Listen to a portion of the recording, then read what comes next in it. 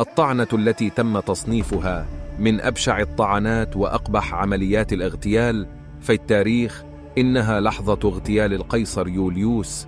كانت لحظة عصيبة وصعبة، حين خانه كل من وثق بهم يوما واجتمعوا واتفقوا جميعا أن يقتلوه. في ذلك الاجتماع انهال الكل عليه بالطعنات، وقيصر ما زال واقفا لم يسقط رغم كل الطعنات في جسده، حتى رأى صديق عمره بروتوس.